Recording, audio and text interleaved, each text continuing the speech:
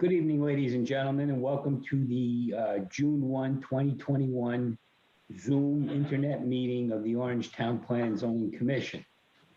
I am Commissioner Ozzie Parenti. Let me take a second to introduce the other people in attendance. We have with us Commissioners Judy Smith, Kevin Cornell, Tom Tarenti, and Paul Kaplan. Zoning Enforcement Officer Jack Demergen, and Town Zoning Administrative Assistant Tammy Trantalis. We'll introduce the applicants on our various agenda items as we get to them. So first thing on our agenda this evening is a review of the minutes of the May 18, 2021 meeting. They were in our packets. Did everybody have a chance to look them over? I was not at that meeting. It looks like the only three members in attendance were Judy Smith, Kevin Cornell, and Tom Tarenti. So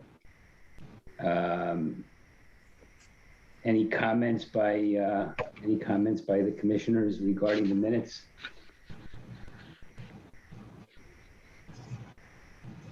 Just one comment. Go ahead. Go ahead, Kevin. No, I had no comments, sir. Just one comment, Tammy, on page 2, second paragraph, second line. Right after 658 Ridge Road, I think you may have meant to say which exceeds rather than to exceed. Okay, thank you. That's all I have. Tammy, I noticed one thing. I'm not going to vote on the minutes, but I did notice one thing in the last full paragraph on page 1. It says Vice Chairman Smith stated that the zoning regulations require ground coverage of 10%. I would say ground coverage of not more than 10%. Okay. And the same on the next line where it says the BOSEX are requesting 20% ground coverage. I would say the BOSEX are requesting not more than 20% ground coverage. Okay, very good, got it. Thank you. All right. Someone prepared to make a motion that we approve these minutes as amended? Make a motion to accept as amended. All right, we have a motion. Do we have a second to the motion? Second. Second by Judy Smith. All those in favor signify by saying aye. Aye. And I abstain, having not attended that meeting. Me too.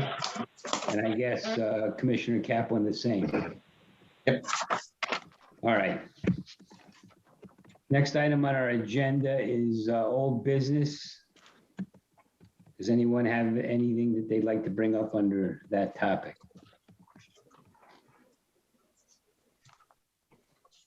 No. Okay, if not, we'll move on to new business.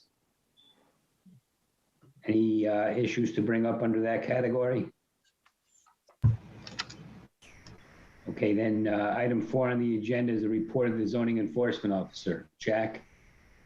I have a little bit for you tonight. First thing I just want to bring to everybody's attention that I did put in an order at Teagan Bond, which is the company that the town uses for our zoning map updates.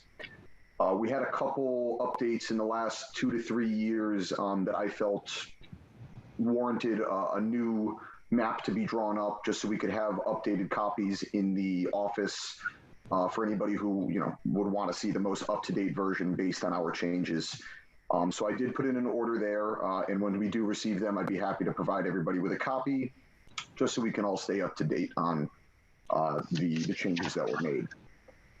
Second is signage. I know we very briefly touched on this last week or at the last meeting, but as COVID is slowly and hopefully coming to an end, I'm willing to hear out everybody on their opinions of what we should do moving forward with a lot of these signs, as they have certainly become more than abundant on the post road for things that are COVID related. But again, Orange doesn't allow temporary signage. So if we decide to move forward with some enforcement on that end, I'm more than willing to start doing that.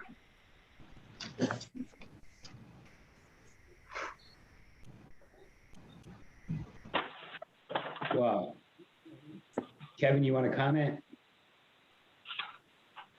I think that it was wise of us to try to assist the retail development on the post road during COVID. It's been a difficult more than a year for all of us.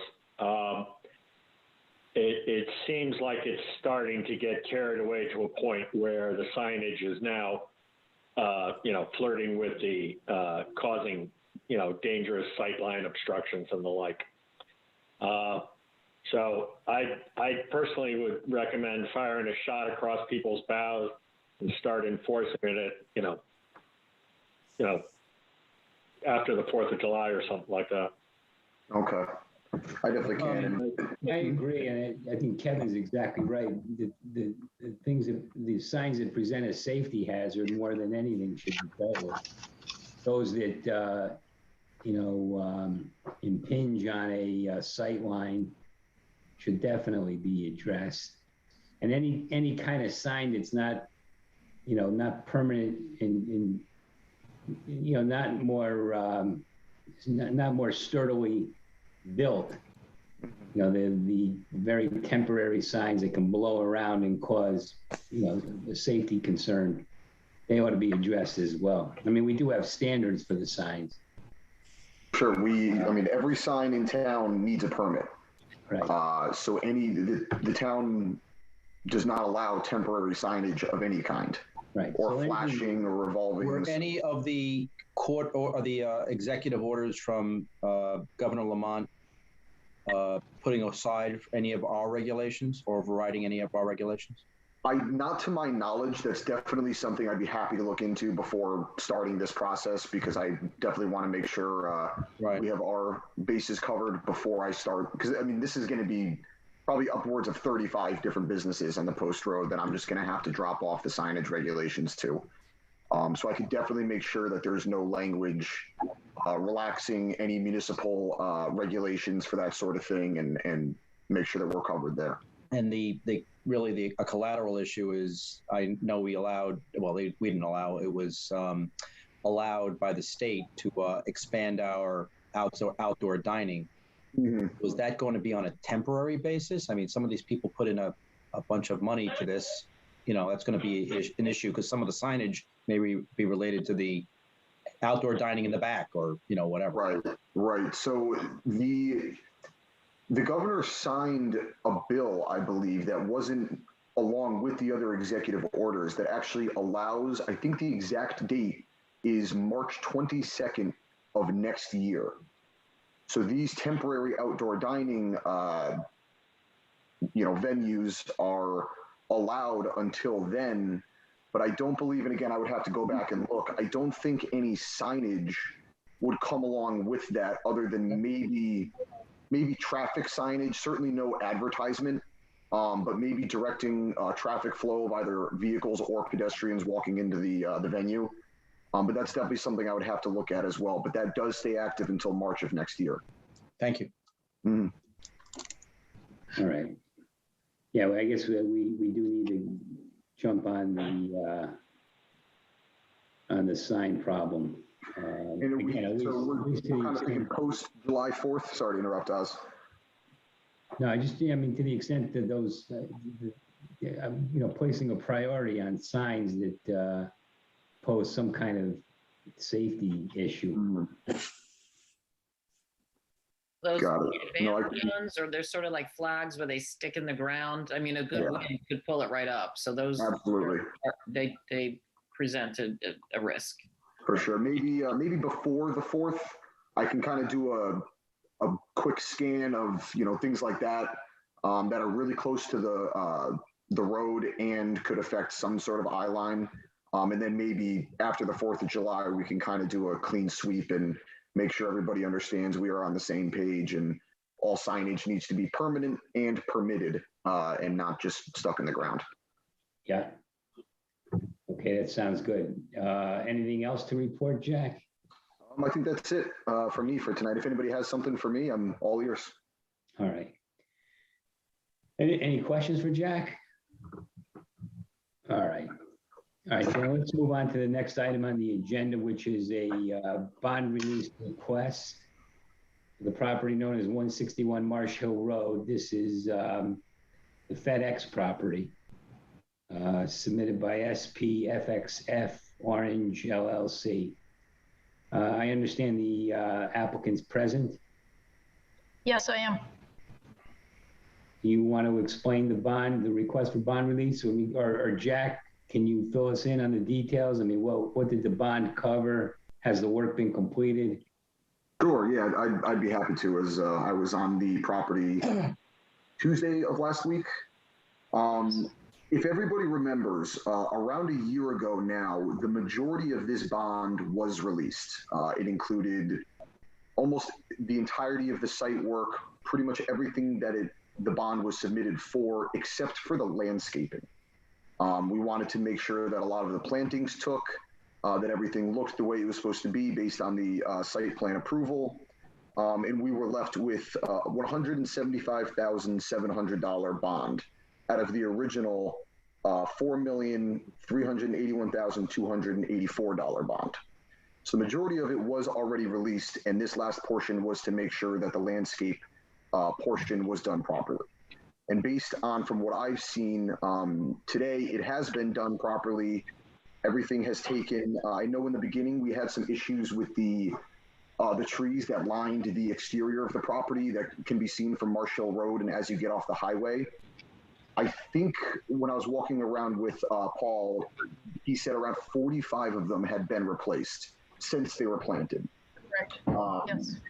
Right, and I think when I was there, I saw maybe one or two on the very edge of the corner that nobody could really see that maybe didn't look like they would survive. But other than that, I know they had all been replaced. And I had actually walked the property early February, I believe, when there was still snow on the ground. And I looked at everything, and everything looked fine then, but I didn't feel comfortable releasing it as I couldn't see most of the other plantings just yet, and there was still snow on the ground. So I asked them if they wouldn't mind if I came back during the spring, which obviously I have, and everything looked squared away to me while I walked the site. Okay. Any questions from Jack regarding this matter or the applicant? Seems pretty straightforward to me. Jack, if you're comfortable that the bond ought to be released, that the work is done satisfactorily, and I'll entertain a motion to release the bond. Yep, so moved. All right, we have a motion from Commissioner Kaplan. Do we have a second? Seconded by Tom Tarenti, I think, right? Yes. All right, any further discussion regarding the motion? No. All right, all those in favor signify by saying aye. Aye. Aye. Aye. All right, opposed? None, okay. All right, very good. So Jack, you'll take care of the details on the bond release. Very well. How long will that take approximately? I think it usually takes around 2 to 3 weeks for the finance department to release everything, but I could be wrong on that. Honestly, don't quote me there, but it shouldn't take more than a month for sure. Okay. All right, very good. All right, that concludes the items on our agenda that are not public hearings. The one item on our agenda that's a public hearing is a special use and site plan application in connection with an architectural standard supplement and lighting supplement. This is for 35 Old Tavern Road, the Firelight Shopping Center. The applications are submitted by 35 Old Tavern Road LLC. And the project is a proposed mixed-use development, including the construction of 134,000 square foot, 3-story building with 72 dwelling units, along with 226 parking spaces. An application for special permit has also been submitted in accordance with and as required by 383-175B for shared parking. And this has been continued from our May 18, 2021 meeting. The applicant I know is present, Attorney Shansky. You Thank want you. to bring us up to speed? Thank you, Mr. Chairman. Yes, I would be happy to do that. I am Attorney Marjorie Shansky, and I represent 35 Old Tavern LLC. I'm here this evening with Michael Ott, our professional engineer from Summerhill Civil Engineering and Land Surveying. David Sullivan, another professional engineer, a traffic engineer from SLR, formerly Milone and McBroom. I'm here with Ryan Chmielewski, our landscape architect from Weston and Sampson. And I'm here with Ken Borison from Kenneth Borison Architects, our architect. Since last we met, Mr. Chairman, or by way of recap, this development we described in detail in May. We are reducing existing imperviousness at the center by over 30,000 square feet. We are adding over 400 trees and shrubs and introducing stormwater management features that serve the development and that will improve water quality in Silver Brook. We come with an approval by the Inland Wetlands Agency. The number of driveways have been reduced, improving ingress and egress, and we have a traffic report that establishes the unrefuted viability of the proposed development. Since May, we have provided elevations of the 2 existing buildings that were not included in the design package originally, but about which the chair expressed interest. And so we have provided those, and Ken Borison will describe those to the commission this evening. Also, at our first continued meeting, Commissioner Smith requested that we provide a conventional parking plan. And I call it conventional because the shared parking that is proposed for the development is within your regulations. So it is not that we're providing something not in the regulations and now showing you what is within the regulations. They are both within the regulations. And in fact, in my letter to the commission dated May 17th, which I hope you've had a chance to review, I discussed the history of shared parking in Orange, which was adopted by you, the commission, in 2016, 4 years earlier than the amendments to the local shopping center district that is in issue in this hearing. And I know you understand by having adopted that provision that there are aesthetic and physical reasons, environmental reasons why the reduction of parking is a meaningful and appropriate option. And I discussed in my letter to you a paper, a study entitled Parking at Mixed-Use Centers in Small Cities that was authored by 2 University of Connecticut professors, one of whom I am very familiar with, Norman Garrick, because he is all about parking and the reduction of parking and the excesses of imperviousness represented by parking. And the other gentleman is Wesley Marshall. And I have an analysis or a description of their study in my letter to you, supporting the notion that required parking ratios are simply excessive for actual peak demand use in shopping centers. But Dave Sullivan is here. He's the traffic engineer, and he will speak to you about that. So we are here. We are all here in order to respond to your questions. But first, I would ask Ken Borison to please discuss the revised or the newer additional drawings that have been submitted. And Mike Ott will be sharing his screen and showing the images. Do you want to take us through the decision of the Traffic Commission Yes, yes. at this point? Because I think your letter gives that a good treatment. Yes, I mean, I'm happy to do that, although if we look, well, yeah, sure, I'm happy to do that. We went to the Traffic Commission, and there were actually several trips. There were 3 trips to the Traffic Commission.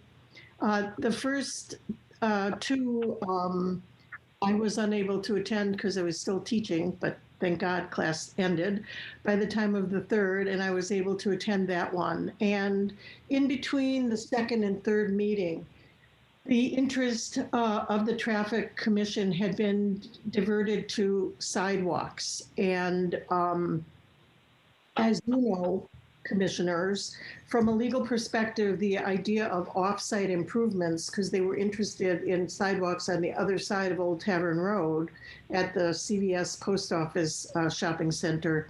The issue of off-site improvements is a delicate one.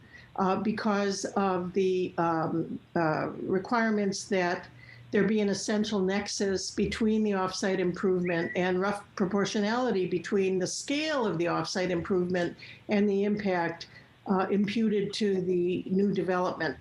So I would say at the outset, my client is not opposed to doing some sidewalks, but the story gets very complicated from there.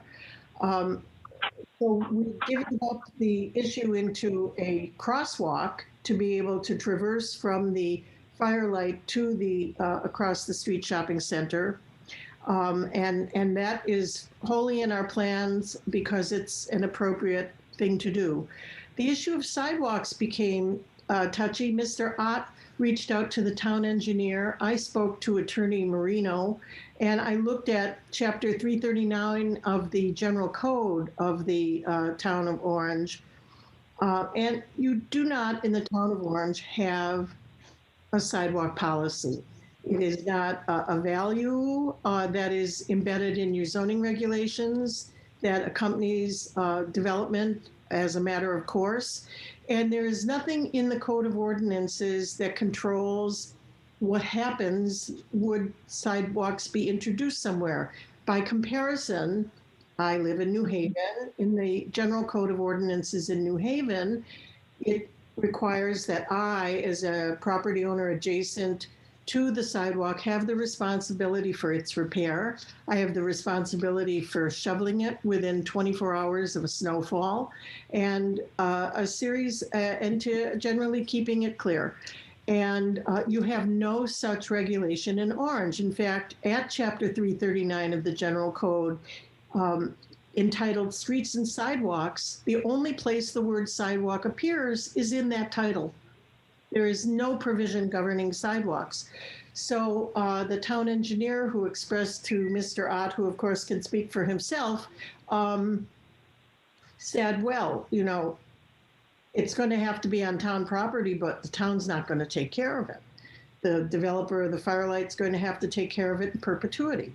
Well, that starts to sound like something that's disproportionate in terms of an obligation for across the street. And of course, it couldn't be on the property, on non-town owned property, because that's private property of others over which our applicant has absolutely no control.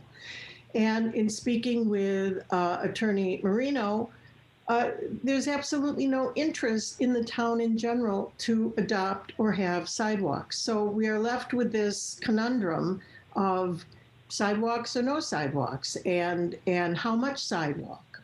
Because if one looks at the intersection of Old Tavern Road and Racebrook, actually, there's parking in the town right of way at the across the street shopping center that would be disrupted by the addition of sidewalks. So it would seem that there would be an echo effect that would not necessarily be desirable and arguably even necessary.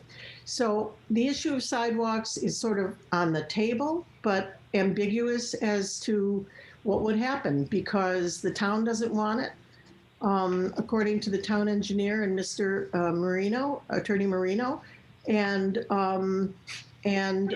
it's not necessarily, not indeed, a desirable burden on the developer of Firelight in perpetuity across the street. We, of course, are putting in sidewalks along the entire length of the Old Tavern Road on the Firelight side of the property and turning the corner and starting up the street. No issue, and we will care for those as if there were a policy in the town of Orange, because they are on our property, not on the town right of way. So that was that, and then there were the other issues in which we discussed with the traffic authority. As I indicate, there were 3 voting members present. The chair recused himself because he had not been at the second meeting, I guess. I'm not sure if he were at the first or not. And so the one of the commissioners moved to approve the recommendation, and that did not pass. The second member, the younger gentleman, was concerned about sidewalks and traffic. And the other commissioner who had chaired the meeting, Commissioner Carveth, expressed his concerns about traffic and density. And I found the concern about density at the Traffic Commission to be unusual, because density is not a traffic construct.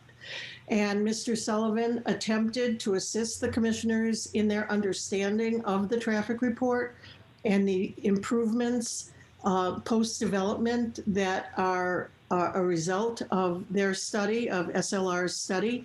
And Mr. Sullivan has prepared for the commission this evening a number, just a small number, I think 4 or 5 images to illustrate his discussion with the Traffic Commission for your information. And so that is where we are. We have, again, this unrefuted traffic study by SLR. We have Mr. Sullivan here to discuss it. We have this sort of hanging interest in sidewalks, and we're very happy to discuss all of that with you this evening. So if that is responsive to your question, Mr. Chairman? Yeah, yes, it is. I just wanted, I mean, how would we go about ensuring that the crosswalk is established? Oh, well, it's on our plans now. It's on the plans? I think it's on our plans, or at least we do have a plan showing the crosswalk, and you can certainly make that a condition of approval. The crosswalk is just paint on the street, right? Yes. And signage. And signage, for sure, yes. And so who has to approve that? Is it I mean, it's not the Planning and Zoning Commission. It must be is it the Traffic Authority? Who actually gives approval to that? I don't think there, well, I maybe Mr. Sullivan or Mr. Ott has the declaratory statement on that. I will say that they certainly were welcoming of the crosswalk. Okay, I mean, I'm getting down, to somebody's got to paint the lines on the street. Yes, well, the developer will assume responsibility for that. Okay, and he needs our consent to doing that, is that it? In other words, if we approve the application, we approve that site plan showing that crosswalk, then that's all you need to accomplish the installation of that paint? I think that it would have to be ratified by the Traffic Commission, but I will defer to Mr. Sullivan. Yes, Mr. Sullivan is going at this. Yeah, okay, that's Yes, fine. any paints or signs within a town right of way will need to be approved or blessed by the Traffic Commission. Okay, and there's no reason to believe that they wouldn't go along with that. I do not believe so, Mr. Chairman, because their primary interest at the outset was to ensure the safe travel of the people at the Firelight Plaza to visit the other plaza. So that is the mechanism. Did they give any input as to the safest location for the crosswalk? We showed them the location. We showed them the location that was sort of, and Mr. Ott can describe it to you, organically or intuitively placed to get from one to the next. Yes, we'll show that to you. I mean, to me, that goes a long way toward establishing an integrated, walkable sort of community. Absolutely. And where the residents at the new mixed-use development can get to CVS or to Eli's or to Dip Top Yep. post office. I And mean, for with, those people to avail themselves of the commercial spaces in the Firelight Plaza. right, Yeah. right. Synergy.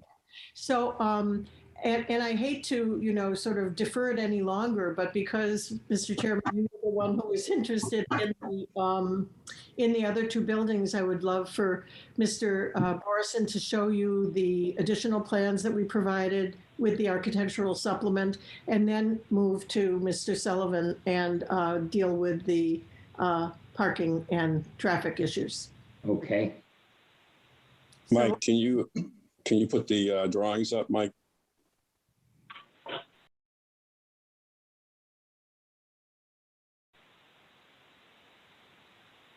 Okay, so good evening. I'm Kenneth Borson Architects.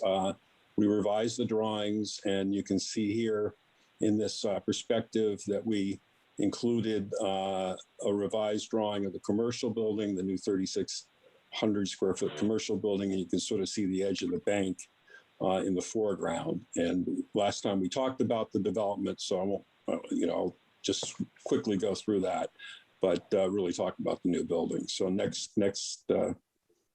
slide. So here you can see the plans of the two buildings. The one on the right bottom is the bank, and essentially that footprint stays. And the building on the left is the new 3,600 square foot approximately commercial. We don't know who the tenant is, and we were asked by Mr. Sachs to go ahead and develop those based on the last zoning meeting and the interest of the commission to see what those looked like. Is the footprint of that building any bigger than the existing building? Yes, it is. By how much? Robert.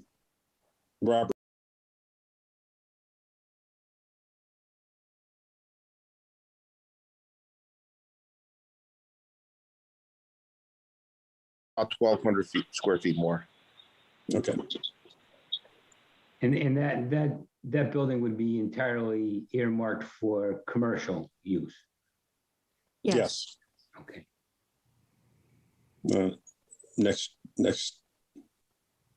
drawing, yeah. And that's just a building that we've already spoken about. It's 37 two bedrooms and 35 one bedrooms. Those are the upper floors. Next. We've gone through the elevations of this building. So next. And next. So here is the new building. That's the enlarged building. Essentially, it's it's glass on three sides. It's solid on the back side that is facing west, I believe. With it's done in hardy plank and panelized top. If you look at we don't know the name of the vendor, but if you go, Mike, to the top right. Maybe zoom out a little bit so you can see. Yeah, so essentially it's panelized at the top there'll be a sign in the center, and you can see the awnings that are complementary to the awnings on the new building and the glass storefront. It's about 15 foot high to the roof and about 19 to the parapet. And the next sheet. And then the bank building, basically, we're going to cut down the parapet that is above the cornice. We're going to rebuild the cornice again with ASEX and hardy plank. All the windows and doors are basically staying in place. We're going to remove the mechanical connection piece that's on I believe, the east solid facade and bury that so that it cleans it all up. Again, it's done in cementitious siding and the panelized above. And these are dark gray cornices and sort of light gray siding. And if you go to the next slide, so there you see, again, the perspective view from the street. You see the sidewalk, you see sort of the edge of the bank. And those are meant to be quieter and almost bracket the sort of more, the larger development. And then the next one.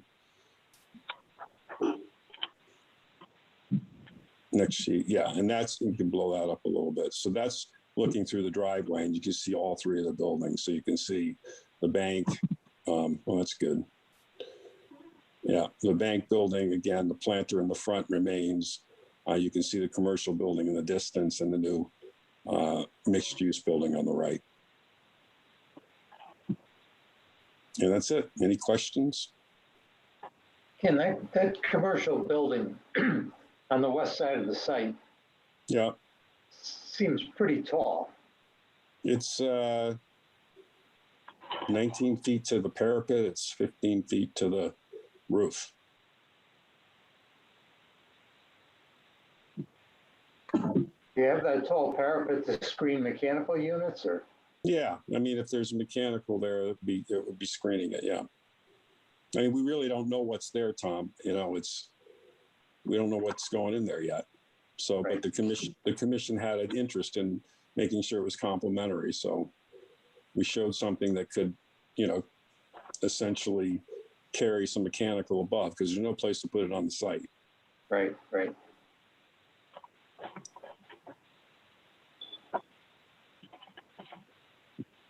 That's good. I'm far more comfortable that we're not approving something that we didn't have any idea what it was going to look like. Well, I think that That was sort of resident, the sense I had when I first, when we first talked about the project. Mr. Commissioner, we shared that. We understood that from your response last time, which is why we did this.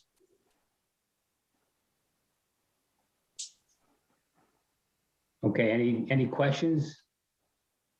And nice looking buildings, Ken. Yeah, they are. Thank you. They really are. I think perhaps we'll go to Mr. Sullivan now and save the alternate parking plan for after Dave, if that's okay about that. Sure, and thank you, Marjorie. Mike, will you be able to pull my slides up? So Marjorie explained fairly well the comings and goings with the Traffic Commission. And after their vote, as she explained, we tried to help them understand a little better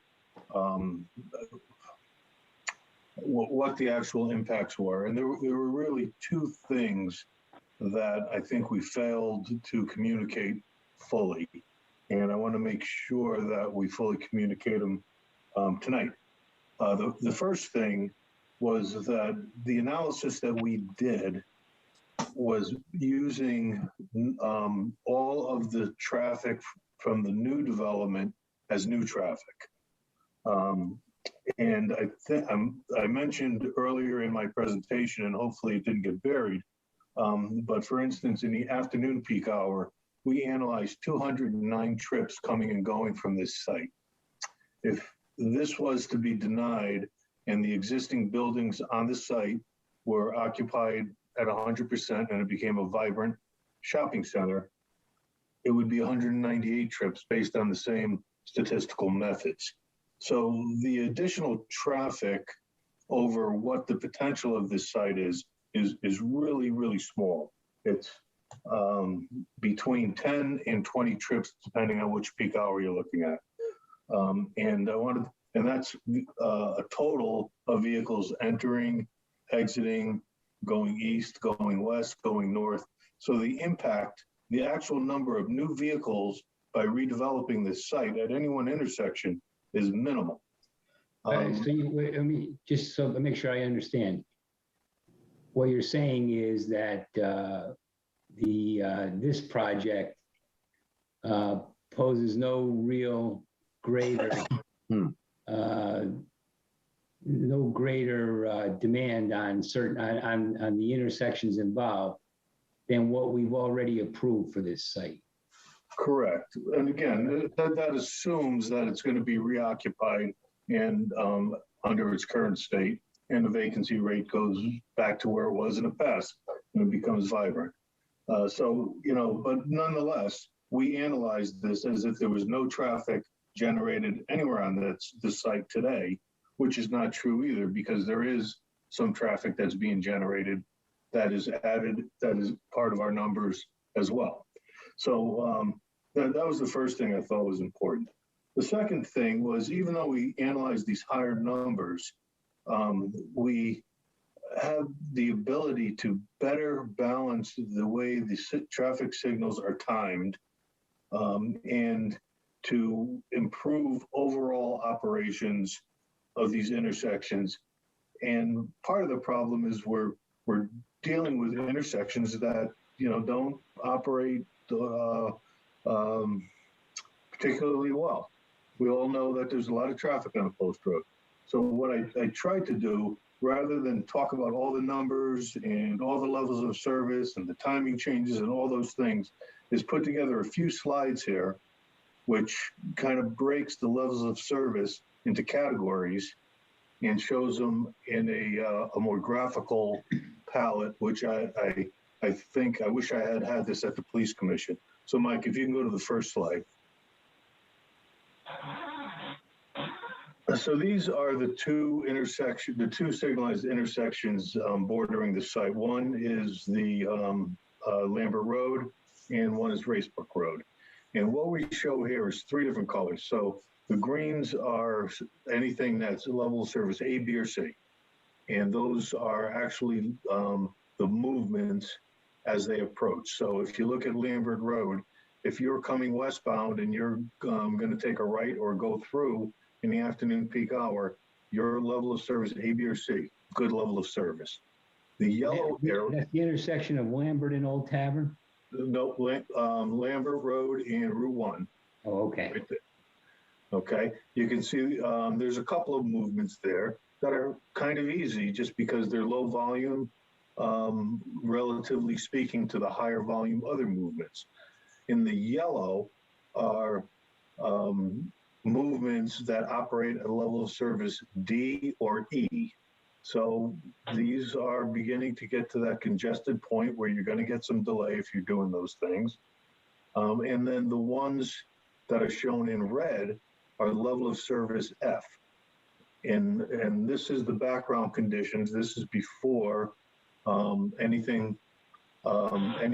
of our analysis for the additional traffic took place. So if you go to the next slide,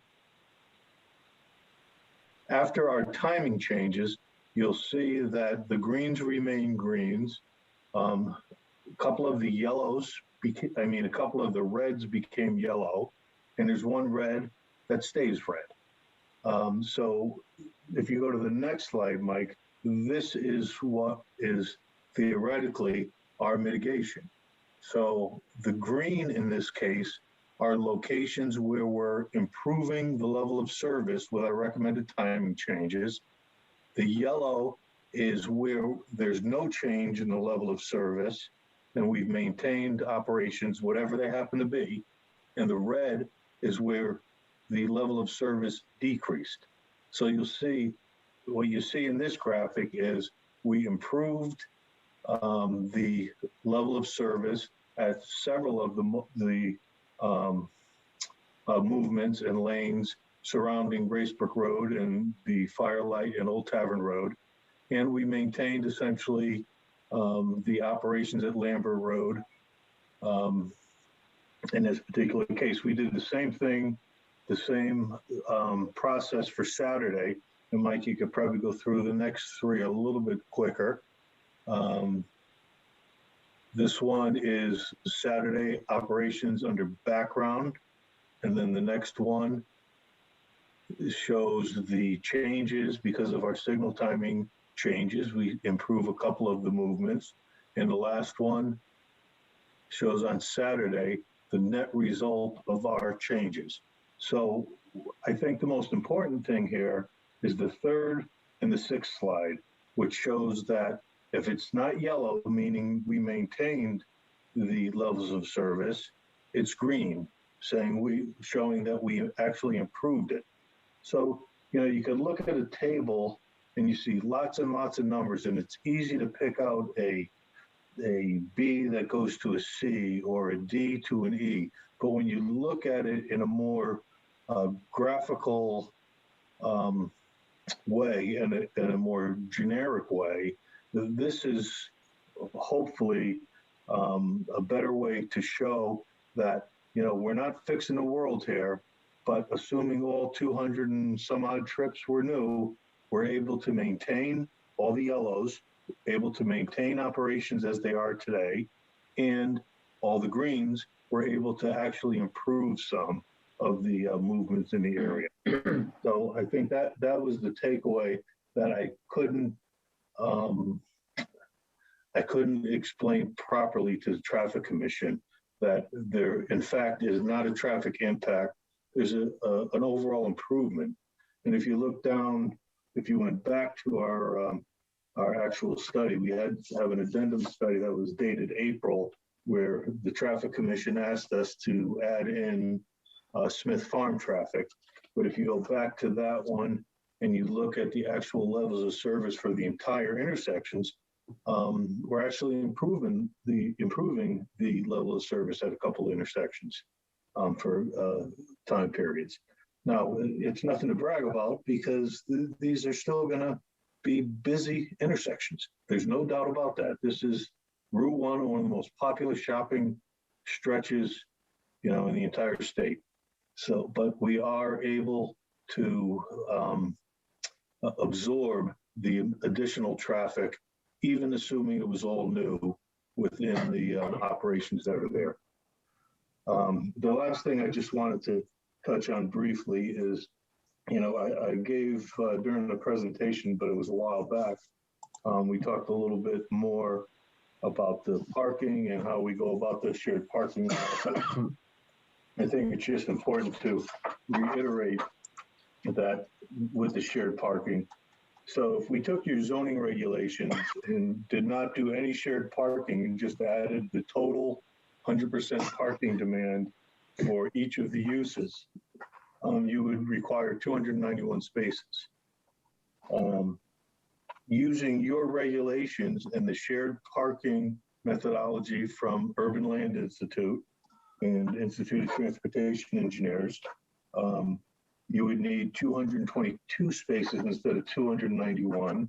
Using ITE, the Institute of Transportation Engineers, under their average rates, you would need 163 spaces. Under their 85th percentile rate, which they consider the number to use for maximum design possibilities, it would be 218 spaces required. And on this site plan, we have 226 spaces. So the shared parking is a methodology that I know your regulations embrace, and it's something that's very important, particularly in these days where, you know, it's important to be sensitive to the environment, and it's also a time where the value of land is so much greater, and it's a shame to waste it on blacktop, which is never going to be used. So it's a principle that we fully embrace. We're happy the town's regulations embrace it, and in this particular case, we're able to meet the requirements of the standards put forth. So I'll stop there and be happy to answer questions if I can. I've got a quick question, Mr. Sullivan. Sure. Do the shared parking theories and concepts, have they been amended at all since COVID, or is there an assumption that X number of people will leave the property to go to work and X number will come to partake in the retail operations and that it will just all work? Or do we need to factor in a component of a percentage of people that will not be leaving, you know, because they don't have to go to their workspaces, they work from their homes or remotely? Can you speak to that? I can, maybe not to your satisfaction, because this is a question that now that we're coming a little bit out of COVID, over the past few months, I've been getting this question a lot. As a matter of fact, I think someone on the Traffic Commission also asked it. What we do know is that there will be a change on how people operate. There are some parking patterns, I'll call them, which have changed. somewhat dramatically. And on the residential side, people are staying home. The thinking is that people will eventually not all go back, but some will adopt that lifestyle. And what comes with that lifestyle many times is shedding your vehicle. We don't know, it hasn't been long enough to know what that is. On the flip side of that, we know things like offices may have lower parking demands. We know that retail shopping has changed, and there's a lot more of the DoorDash type stuff. So there's a lot of factors here, and to be able to say I know what the answer would be going forward, what I can say is what's happening now will get more back to where it was, but not fully back. And there's pluses and minuses in all of these things. Can I ask a question? Is it reasonable to look at the parking this way? There are 72 residential units. And if you made the assumption that each unit had, is parking 2 cars, which is probably not the case given the number of, 1-bedroom units, but assume every unit was parking 2 cars. That's 144 spaces, right? Yep. You would need 56 plus 26, another 82 spaces to cover the rest of the project. The office building, the package store, the bank. I mean, it seems intuitively to me that another 86 spaces would be enough to serve the needs of the other occupants on the property. Is that a reasonable way to look at this? Does that make sense? Yes, and you could take it a little bit closer to reality. Would be a space and a half per unit, which also coincides with what your 100% regulation is for multifamily. And since there is a large amount of 1-bedrooms, I think 1.5 is realistically what you'll probably end up in the residential.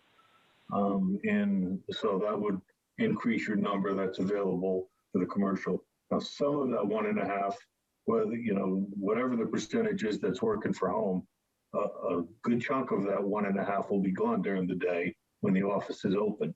Mm-hmm.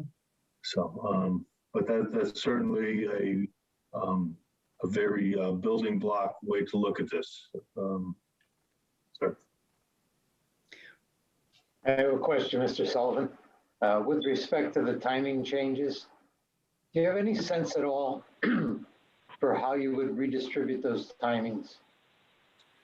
We do.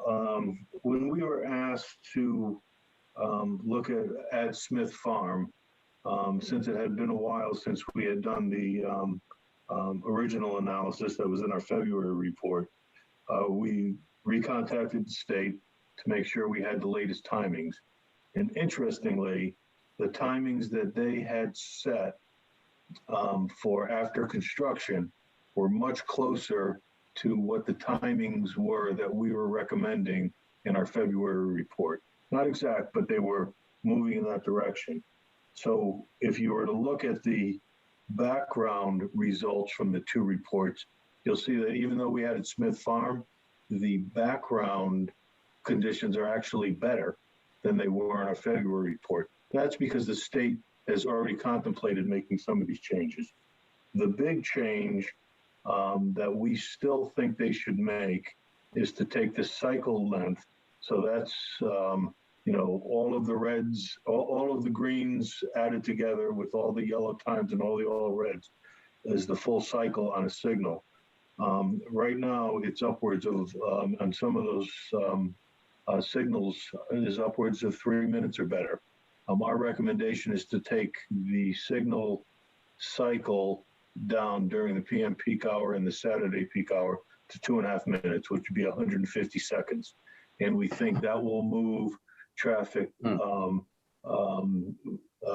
more quickly through the intersection. So for instance, if you're pulling up at the end of a green, you're not automatically sitting there for 2 minutes. You might automatically be sitting there for 90 seconds, for example, by shortening the cycle length.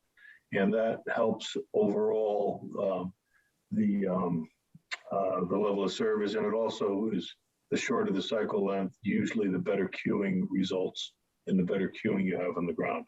So that's the one big thing that the rest of it, compared to what they have out there, is really seconds here and there that we're looking to rebalance. Nothing dramatic in the timing. More, like I said, most importantly, we're going to suggest they reduce the cycle length. What's the likelihood that they'll go along with your suggestions? I mean, is this routinely done, routinely granted? It's routinely done. It's routinely granted. There are times when it's not granted. So that's why in our reports, we never say that this will happen. This is our recommendation. We'll take it to the proper channels, and they will have the final say. But we'll be going through the Office of State Traffic Administration, and part of what we give them are the full timing plans and our recommendations on the timing. And if their findings are based on our timing recommendations, they will be required to be made. Sometimes they'll make them if they're minor, where they don't require geometrics. They'll have their maintenance crew just go out there and do it. Sometimes we'll have to get involved, and as a minimum, we'll have to update all the signal plans into computer programming timing so they have a record copy of that. But it's not unusual for it to happen. It's less usual when you're dealing with only the district office and you have a small, I don't know, let's say a single restaurant on the post road, and one of the signals nearby, the traffic study suggests, well, you know, you can add 2 seconds to this one, and the restaurant driveway will be a D instead of an E. Sometimes the district office will say, you know, let the restaurants sit there for an extra 30 seconds. We're not going to take the timing off our artery. In this particular case, they're all major arteries. So. And so, in your experience, there's a reasonably good chance that they'll go along with your suggested changes. Yes, and also we're not suggesting anything. You know, they have certain guidelines. For instance, they have minimum on Route 1. They would want 50% of the green time minimum. If we were suggesting something that reduced it below 50, we know that's a non-starter. So we know the non-starter recommendation. So what we're recommending is doable. It's reasonable. It sits within their criteria, and there's a high likelihood they will go along with us. Okay. The reason I asked that question, Dave, was I happened to go to the bank at 11:45 today, and the traffic, you've got 3 curb cuts on the site plan. The traffic was backed up beyond, to the west of that middle curb cut. And it was almost ridiculous to get out of the bank today. Yeah, I'm not taking a right on Old Tavern, heading west to Lambert, taking Lambert to the Post Road, and then back east to my office. Yeah, I'm not sure what they have going on. They may, because they cut Route 1 down to a single lane through there, they may be giving a lot more time to Route 1 to keep the traffic flowing. It's still not flowing. It's still jamming up. It's not flowing at all. No, giving it more time won't do a thing. Yeah, and I think they may have given it more time to try to do their best to keep it flowing. But I don't know what the construction timing is out there, but it wouldn't surprise me if that was exactly what's happening. Tommy, you were discussing coming out of the Firelight and making a right onto Lambert? I mean, onto Old Tavern? Right. You just can't get out. I'd have been there for 15 minutes trying to make a left onto Old Tavern. You can't get out on Racebrook, that's for sure, unless you're making a right turn. Right. Right. And That's why I you're not asked, going that's to get why out I asked on, about the timing. and you're not going to get out on Route 1 these days either, because traffic is just a parking lot through there with the construction. Does it make sense to have like no right, no left turn signage, or, I mean, Not on Old Tavern, I don't think, because most of the day that's not really, well, it's no, not I like was, that. I was actually thinking about Racebrook. Racebrook. No, for coming out of the development, no left turn onto Racebrook. We thought about that, and the problem is if you want to go up Racebrook, your other alternative is to go down to Old Tavern, take a left and go through the traffic light to make that movement to go up Racebrook. So if that's truly your desire,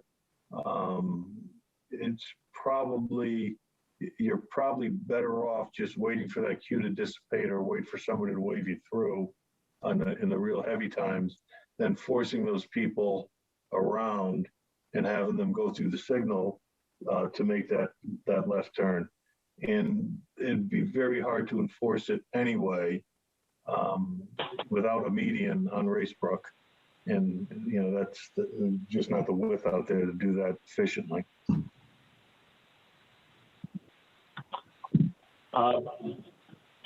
Mr. Sullivan, so on a bumper sticker, your graphics are based post-construction on the reasonable belief that the state will adopt your timing recommendations for the signal heads at the intersection of Racebrook and Post Road and Lambert and Post Road. On a bumper sticker, yes. Do keep in mind that we're very conservative. We're analyzing 200 new cars or over 200 new cars instead of 20 new cars. And also keep in mind that there's all kinds of growth rates that have been put into these numbers because of trying to estimate what's going to happen after COVID. Because we weren't able to get substantially new counts. We did get a few counts, and DOT had some counts that we were able to use. But again, we were taking the worst of all the data we had. So there's those two things. But on a bumper sticker, we think that 200 plus trips can be managed and absorbed quite readily with some fairly minor changes from what their post-construction timings already are. If people could get through with traffic, I'd like to swing back to the shared parking. Do any of the commission members have some more traffic? I was just question? curious a little bit to the process. So you go to the state DOT after you get the zoning approval and then share your input and suggestions, but there's no assurance that they'll adopt your suggestions, correct? No, I mean, it's no. The only assurance is that, when we make recommendations, they're accepted with a high degree of collateral because we've done it before. We design signals. We work with DOT all the time. So besides that, Your I'm obligation, not the one making the decision. your obligation really is only to make the request. Right, and I also can advocate for the change too. So it's not like I'm going to slip the paper in and then go away and say do what you want to do. We'll advocate for it, and there'll be questions, and they'll want to know our rationale and why, and look at all of the benefits. And whenever you're rebalancing, there's always two sides of it.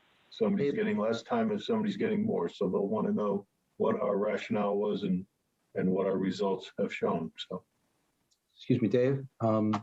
When Kevin asked the projections that we've been looking at are based upon post-construction, and you said with DOT's timing pursuant to your recommendations.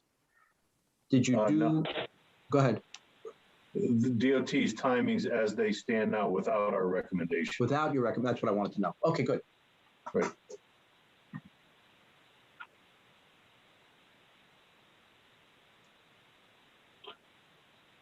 Zoom still working? Kevin, you had another question, right? Yeah. If we could go back to shared parking for a moment, Mr. Sullivan. Sure.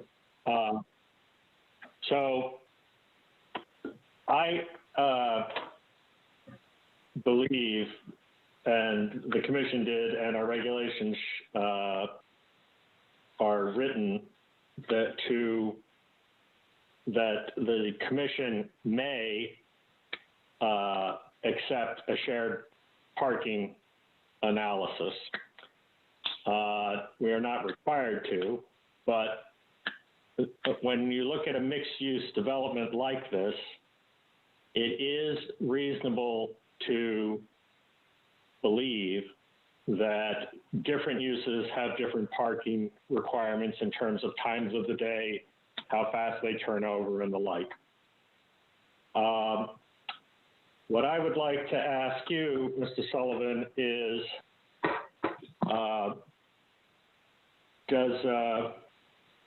does a retail use require a certain amount of convenient parking to remain viable, in your opinion? Does a retail store require a certain amount of convenient parking to remain viable and therefore remain an occupied space in the future development? Well, not speaking as a traffic engineer, but as a common sense person, I think a retail establishment, when they're open, needs parking for their customers. Sure. Okay. Well, that's a good question. I mean, if there's let's assume there's a restaurant as one of the commercial uses, you're patronizing that restaurant and you have to park by the office building, to find a space. That's probably going to affect your future decisions about going there again, or it may. Right. And while that's not a traffic engineer's job, okay, we're dealing with a center here that has a long history of being badly built, leading to, a lot of vacancy, which is one of the reasons why we're here in the first place. Okay. So I believe that if we look at this, as Mr. Sullivan says, in a practical way, I think we can all understand that while the algorithms that derive these shared parking studies may lead to one answer, there may be some practical geometric considerations when applied to human nature that say, wait a minute, guys, maybe we're asking for a little too much. So Jack, if you could surrender the screen for a second.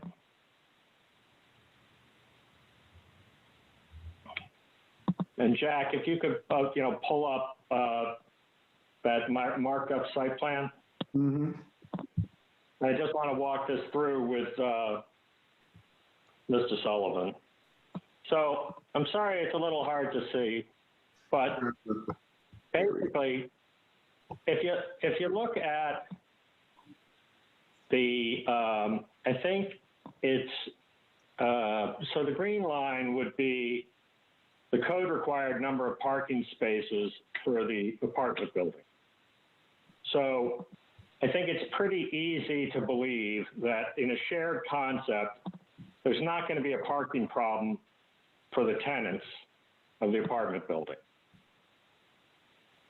Similarly, if you look at the bank on the west side, the left-hand side of the, not the bank, I'm sorry, the office building, it's easy to believe that the minor overlap between the parking for the office building and the parking for the apartment building, those people will be able to coexist because the major parking for the apartment building will be at night, and for the office building it'll be 9 to 5. And similarly, if you look on the extreme right-hand side of the page where the existing retail is along Racebrook, there's not a lot of conflicts being generated there.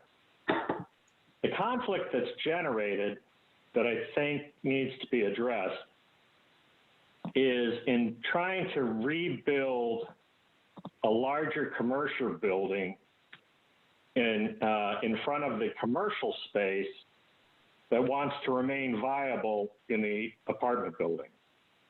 So when you look at that new 3,500 whatever square foot building, there's really no parking that's going to be the conflict between that commercial space and the commercial space in the west-hand side of the apartment building. One of those two is not going to have a viable amount of parking to support it. It looks like there might be enough between the bank and the east side, but I really think that rebuilding that commercial building and expanding it, because you'd pick up, 16 spaces if it's not there, and you don't need 14 spaces that space requires. So your net ask on the shared parking would go down by, you'd have less demand and more spaces. So I guess my question is, can you, Mr. Sullivan, where is the parking going to actually happen for that commercial space in the apartment building? Well, what are those spaces to the east of the building? Those are, that on the east side, so there's two commercial spaces in the apartment building and in the apexes of the U. And the one on the right-hand side has plenty of parking. The one on the left-hand side it has too much competition. The only spaces, that retail space is going to, by their drawings, is going to front Old Tavern Road. And there's no parking, near it. You got a couple spaces on the side of the building that, are going to be in competition with tenants and the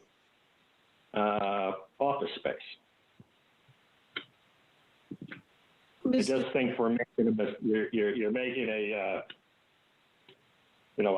classic mistake of trying to maximize your rentable square footage rather than maximize your value by having viable commercial space. Mr. Chair, I beg your pardon, this is Attorney Shansky. If the commissioner could please read what the notes are within the outlines that indicate either spaces or parking ratio, or that would be good too, Jack, because I cannot see them all. Doing my best. All right. So the retail building by code requires 14 spaces for 3,600 square feet.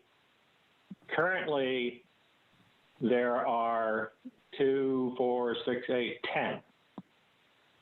To the immediate right-hand side of it. So if your front door faced there, it's not to code, but might that be enough spaces? Yeah, okay. I could, maybe it is. But then you've got this 3,500 square foot commercial space inside the apartment building, and the only proximate spaces to them are immediately adjoining on the west-hand side. And there's also exits from the apartment building to get into the internal circulation, so those spaces are going to be prime parking spots for the apartment building. And they're also close to the office building, so there's going to be a lot of competition in that area. And I beg your pardon again, before Mr. Sullivan, who you're addressing the question to, but for my own understanding, are you calculating each parking space required as a unique parking space? That is to say, there's nobody from the residencies who's one of the users of any of the other commercial spaces. You're talking about unique parking, unique car. I think the only unique parking here is probably a lease requirement by the bank, but that's really none of our business. But what I'm saying is that a shared parking analysis, to be valid, has to provide spaces that people are going to actually use. If everyone's competing for the same spaces, the shared concept breaks down in the competition. No, Kevin, the saving grace here, and again, it's based on spending a lot of time in that area, is that the spaces to the west of the bank will be utilized by the primary mixed-use building and the retail building. Because there are never any cars parked there. Yeah. You have 2, 4, 6, 8, well, round numbers, 18 or 20 spaces that will probably wind up serving the retail building and the mixed-use building. I guess. I mean, I was not in favor of the retail building for different reasons, but I can definitely see your point. Well, it's a mistake that's made so many times that I agree with the concept, but then you have to apply common sense to the concept, and that's why it's a permissive regulation, not a mandatory acceptance of the shared calculation, in my opinion.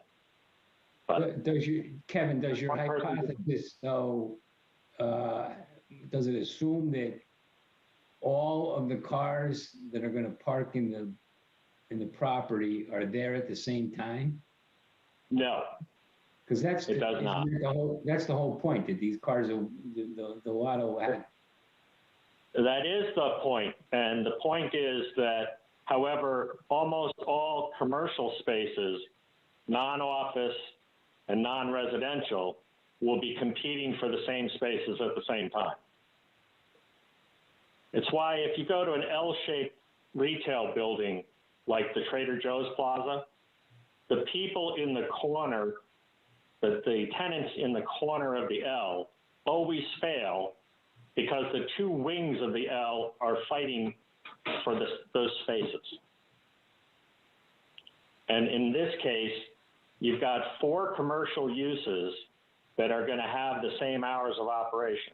You got you got a bank, you got a retail building, and you got the 2 commercial spaces in the apartment building. And they're fighting for all the spaces because people are lazy. That's just the way it is.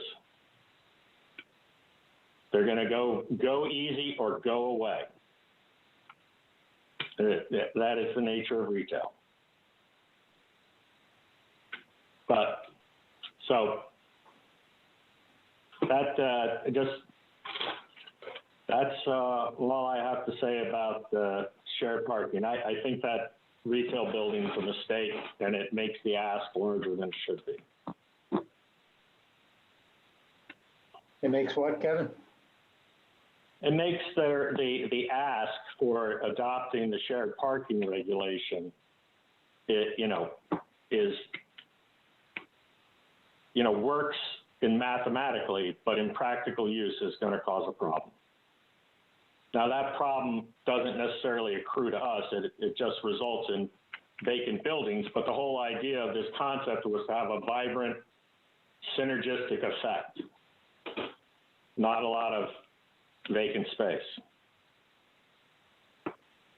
Well, the difference here, the difference with this proposal as opposed to what's there now is the residents.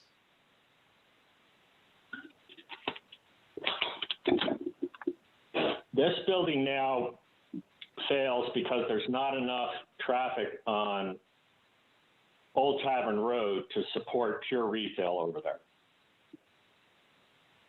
Is it that, or is it that there are no? Is it? I mean, isn't that what's the purpose of having the residential use on the site, though? Is to put the traffic there, the retail traffic. You're going to get some people.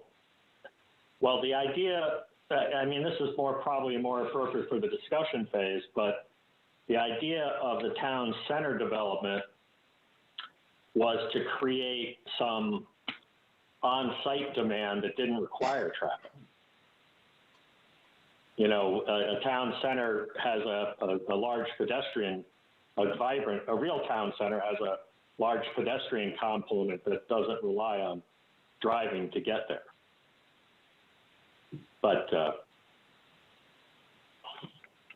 I don't know that the 72 residents or 72 apartments supports, you know, a bank and 9,000, 10,000 square feet of retail.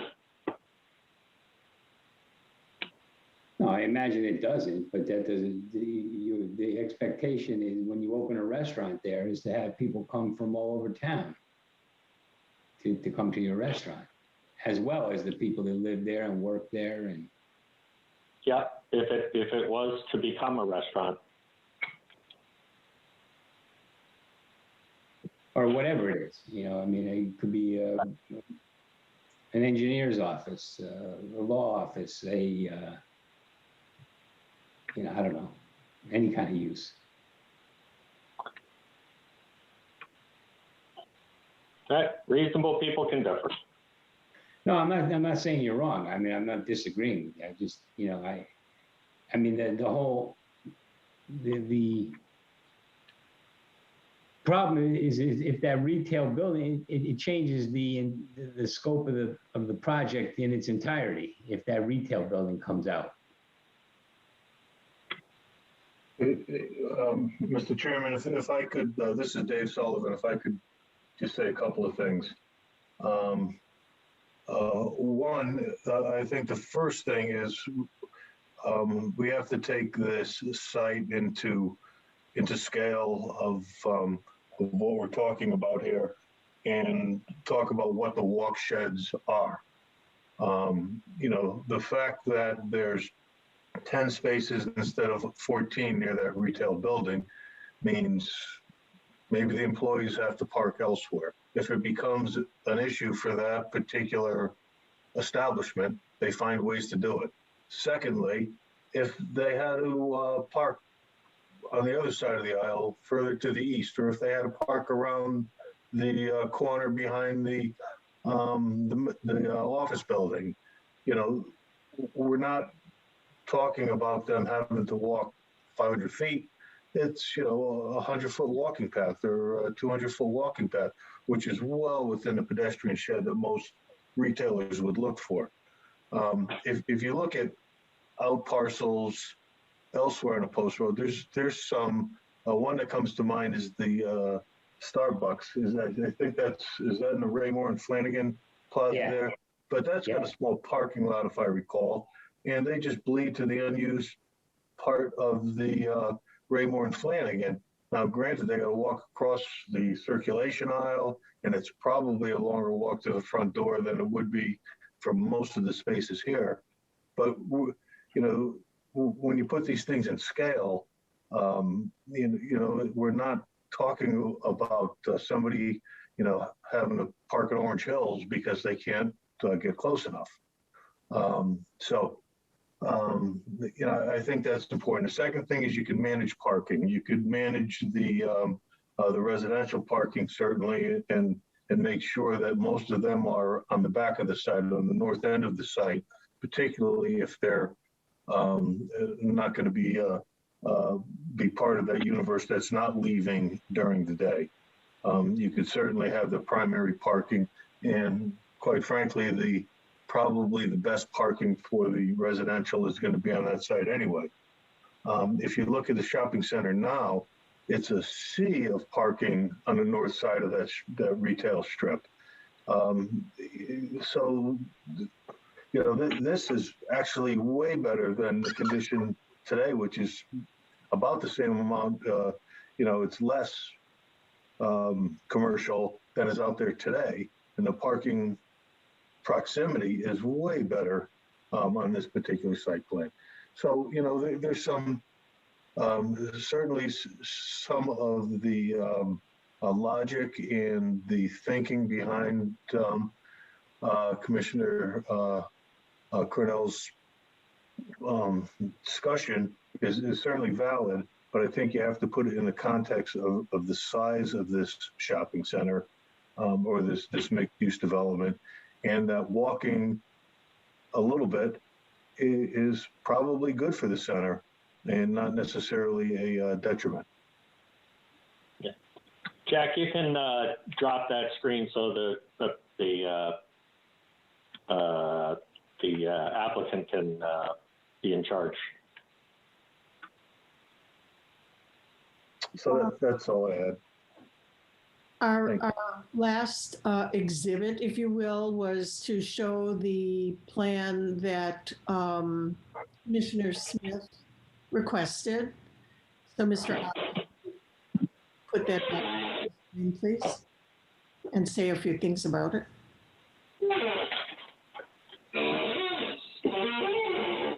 So this, I beg your pardon, Mike, and also point out where the crosswalk is intended.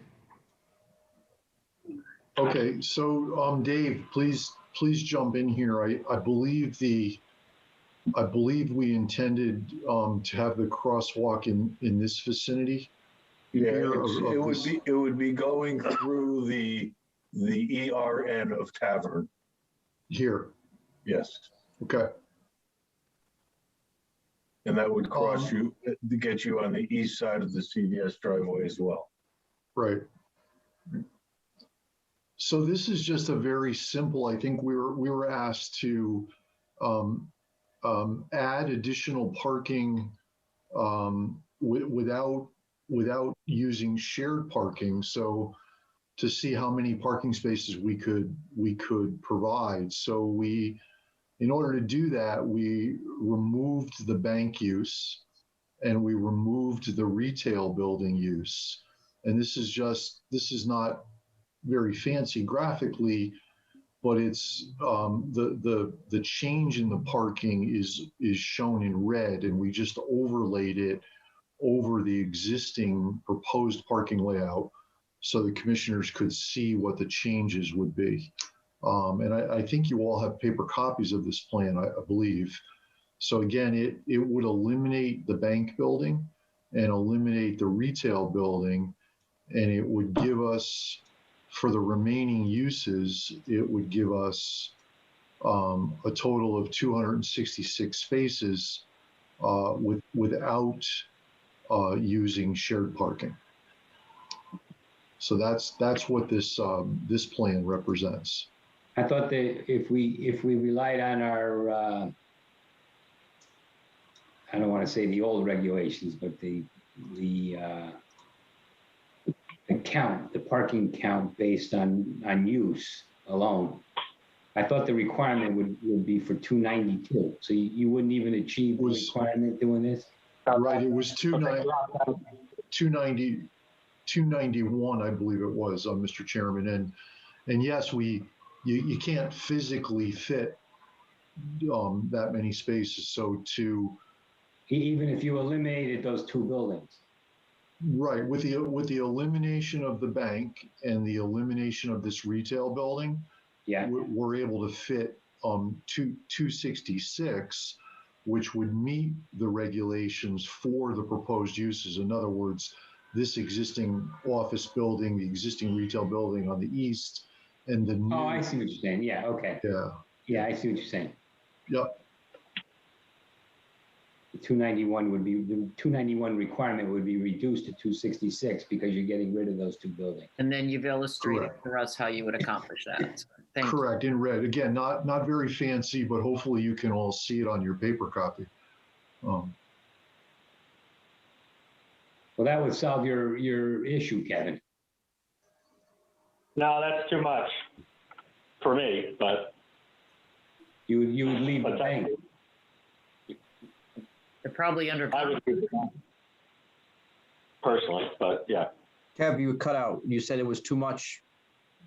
That is more than I would suggest. I don't think that it's necessary to go by the book. I think that the 3,600 square foot retail building is going to be a long-term vacancy problem.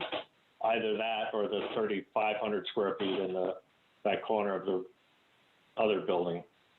I believe Judy asked to see a full build plan, a full park plan.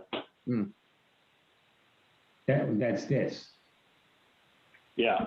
And that's it. This is Attorney Shansky, and it ends up obliterating a lot of the aesthetic elements to the new urbanist, mixed-use, town center-ish development that that the regulation and the plan of conservation and development seek to introduce. So that sort of gets X'd out by too many parking spaces. Okay.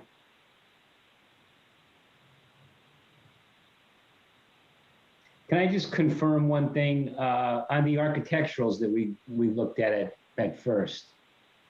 The only change was to enhance the information with respect to the 3,600 square foot building and the bank building improvements, right?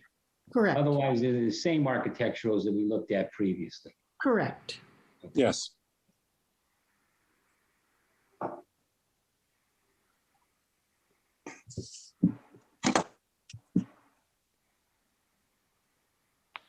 All right, any other questions for Attorney Shansky, or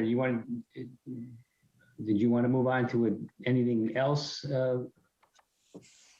Attorney Shansky? I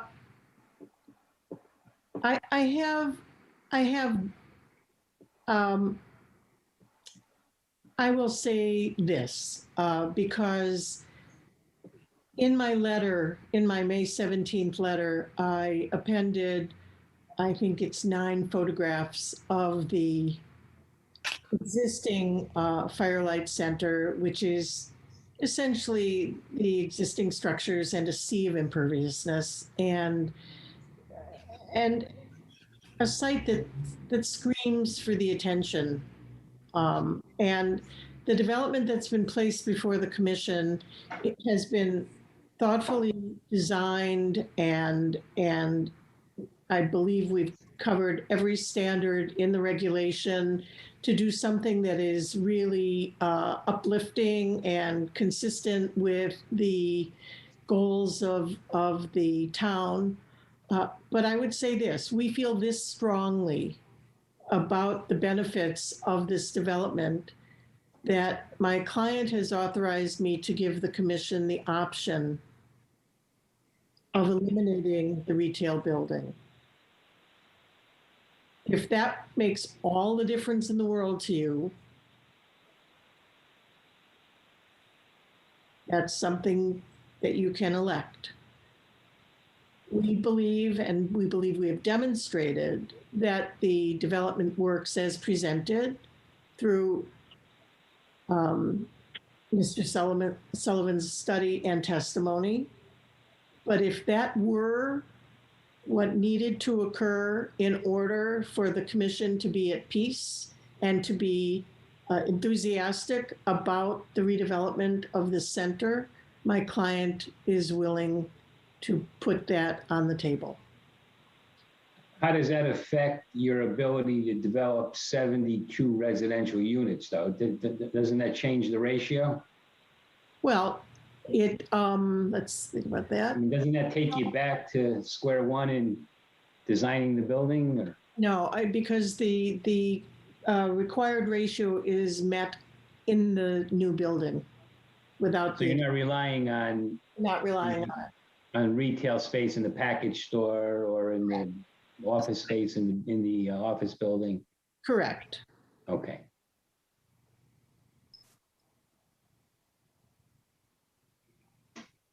And with that, Mr. Chairman, I understand that there's at least a member of the public from whom we've had correspondence previously, but in the event there's anything to say after public testimony, I would like the option to be able to speak. Thank you. Okay. All right.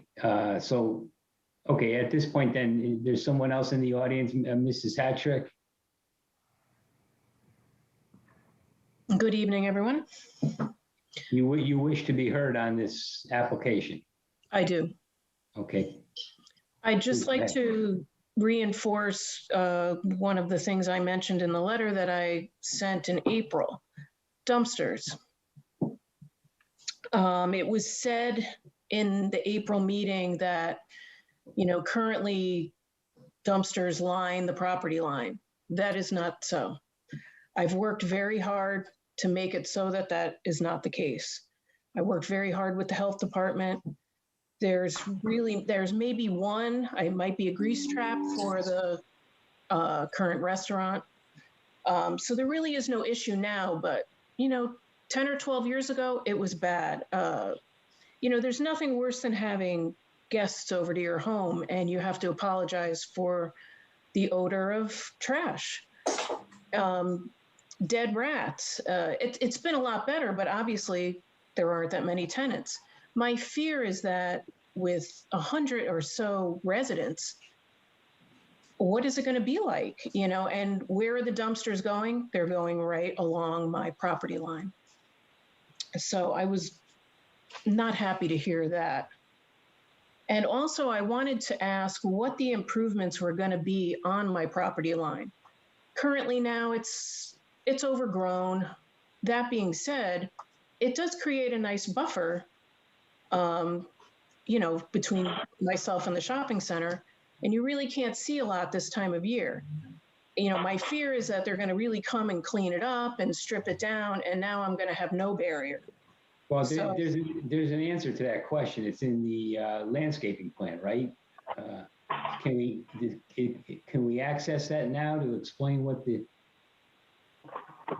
Yes, I've asked Mr. Ott to cue that up, please. Should be able to give you a very clear answer on that. Bear with me 1 second. I apologize. Yeah. Just want to make sure I bring up the right plan. Okay.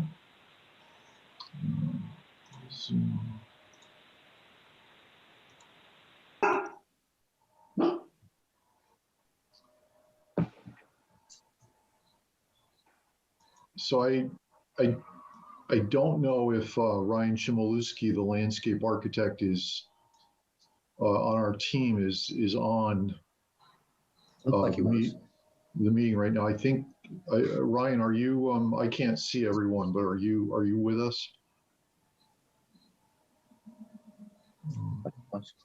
Guess not. So I'll do my best here. I believe in the local shopping center district, there's a requirement for a 30-foot width landscape buffer between because a residential zoning district adjoins the site. There's a where's Mrs. Hattrick's property, first of all? I think it's behind. It's the whole back. Yeah, the whole back, that is my property line. The whole northern property line, your southern property line. Right. So all along that common line between the development proposal property and Mrs. Hattrick, did I say that correctly? Yep. There's a requirement in the zoning regulations for a 30-foot wide, a 30-foot width landscape buffer. And I think I do see Ryan, our landscape architect, is on, so maybe he can take over and rescue me. Yes, could you hear me now? Yes. Yeah. Okay, sorry about that. I was getting to a spot where I could switch over to my and unmute myself. So Mike, what I think is important here is to show the development in relation to the existing buffer and our new pavement edge versus our proposed pavement edge. So will this do the trick for you, Ryan? Yeah, so as you can see, there's the white kind of clouded area which represents the tree canopy.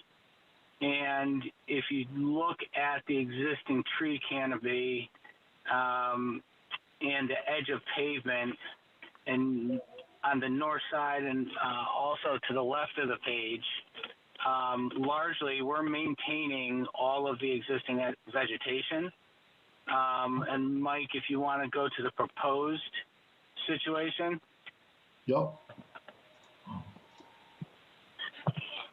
To be clear, the white dashed line is the property line, correct?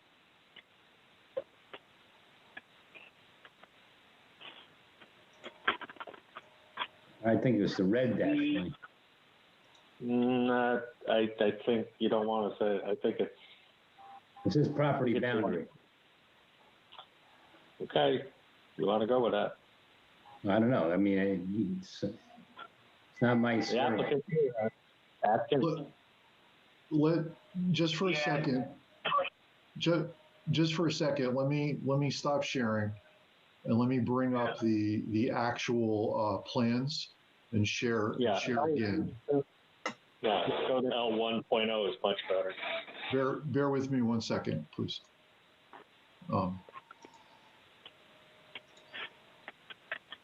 Okay, so this is the actual plan set.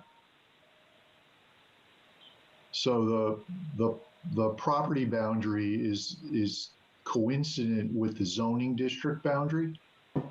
The property boundary is a straight line, as you can see. This is Mrs. Hattrick's property, and the common boundary is a straight line, and those gray, thicker rectangles represent the zoning district boundary between the residence district and the local shopping center district.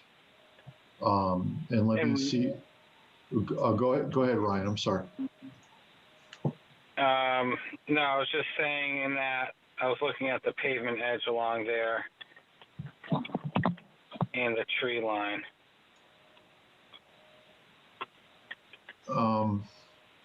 Yeah, it's a little difficult to show, but let me go to your landscape plan, Ryan. Your landscape plan should be in this drawing set, I believe. I guess not. I'm sorry. I apologize. So the landscape plan, I think maybe there might be a mistake here in the property boundary. I think the white line is this straight line is actually the boundary line. You were right, Kevin. Yeah, and again, in the zoning regulations, there's a 30-foot width landscape buffer requirement. So we are providing that. It is not there fully today, but in our proposed plan, we are providing that full 30-foot width. So in other words, between the common property boundary, between Mrs. Hattrick's property and ours, between that common boundary and our new edge of parking area pavement, that full 30-foot width will be landscaped. Well, it would be, in other words, you're going to maintain the existing. And add to it. And We're you're gonna adding, add we're some actually trees. adding to it. Yeah, Well, I saw on one of the other plans, there were 3 or 4 trees that you were adding, it looked like. that was this And plan. those are in the island bump outs. If you look at the normal site plan, we have islands as required, along with the rest of the trees where you see them covering the parking spaces. Those trees are required by zoning regulation. So those aren't intended to buffer the boundary. They're meant to meet a requirement in the regulations regarding trees in the parking areas. Correct. Correct.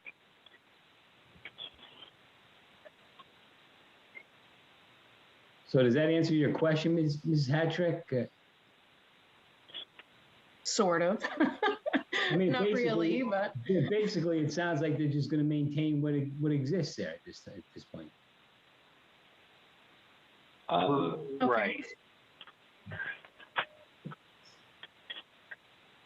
This is Marjorie Shansky. We are or either going to maintain what exists there and embellish it to the extent necessary, if at all, to create the 30-foot buffer, but it is zoning compliant.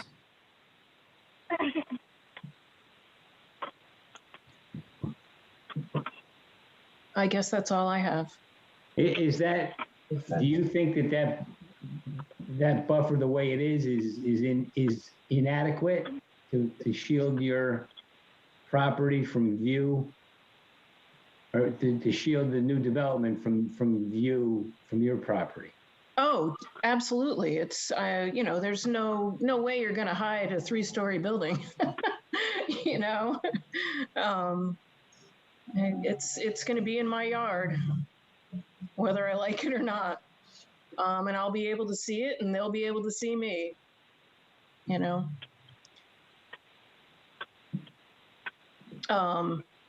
I mean, during this time of year, it's not as bad, but come October, I'll be in full view, my entire yard. Well, how tall are the trees that separate that will be in that buffer, that are in that buffer? Yeah, it's primarily it's a mature vegetation along the side. The deciduous nature of most of the trees, provide that better screening during the during the summer months or during when there's foliage, leaf on. Certainly, thought that because of the elevation difference between, you can see the grades start to climb back there on the back side, so that you're gaining elevation as you go up to that rear property line. So the existing plants on top of that, that adjacent property really provides even greater screening. Whereas if you were to plant on the lower tier, we would potentially disrupt some of the existing vegetation, and B, it would potentially it'll take a little bit longer to establish if we were to plant evergreens. That would be the type of planting you would do if you wanted to shield from view a building of that magnitude. Yeah. But there are fast growing species that can, and they could grow up to 3 feet a year, are generally deer resistant, but they don't have as great of a spread as like a white pine or other native species. But there's green giant arborvitae that are often used to help as they do grow at such a rapid rate. Okay. But right now, you've got relatively mature hardwoods that are over like 15 plus feet tall. If you start trying to plant evergreens in there, you're going to disrupt the root system. Yeah. Correct. So there's a trade. Right. Sorry. Yeah, and with that, it's going to get, there is potential that you could plant them as understory plantings. It is, it's a south-facing slope, so chances are that they would get the sun they would need to grow up and through and eventually mature. But again, you'd be selectively planting within that area. We'd also want to maintain some snow storage capacity at the back edge of the parking as well. So it'll be a balance of providing evergreens and allowing for snow storage back there. Okay.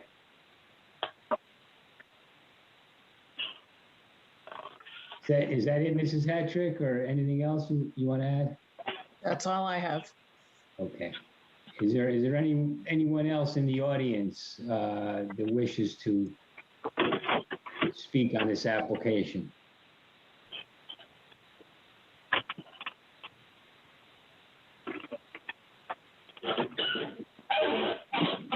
Attorney Shansky, regarding your suggestion that your client might be willing to eliminate that building, is that something we really need to decide in a discussion tonight before we close the public hearing? I mean, procedurally, how do we do that? If we were to close the public hearing tonight, how would you submit a revised plan? If the commission were of a mind to, make that request, that that building be eliminated. I don't know, where we would all come out on that, but I'm just in the sequence of events here. I'm trying to Understood. get a grasp. I can suggest, Mr. Chair, that you may want to take the temperature of the commission and see if that is something that weighs heavily on the commission's collective mind. And in that event, perhaps we need to give you a proposed revised site plan so that everything is in its place.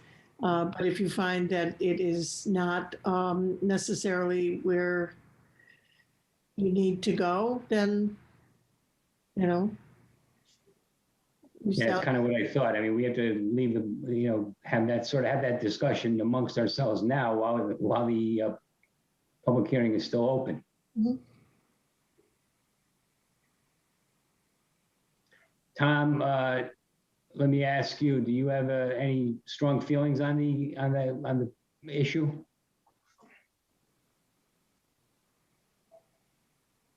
Is Tom there?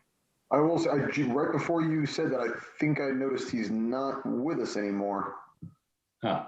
What'd you do with him?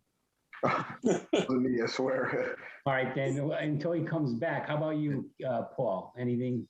Yeah, listen,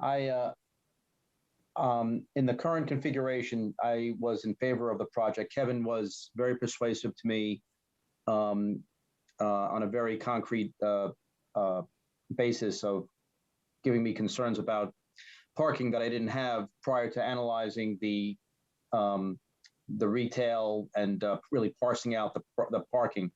I think it would be able to be, at least I would be in favor of it even with having that retail building. I would certainly be in favor of it without that retail building. Okay, Judy, you have an opinion?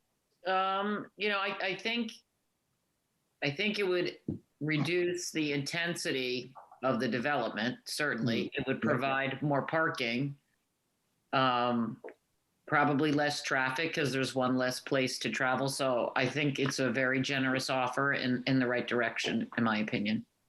That's good. Kevin, can I assume that you would prefer to see that building eliminated? I also would like to say it is a very generous offer.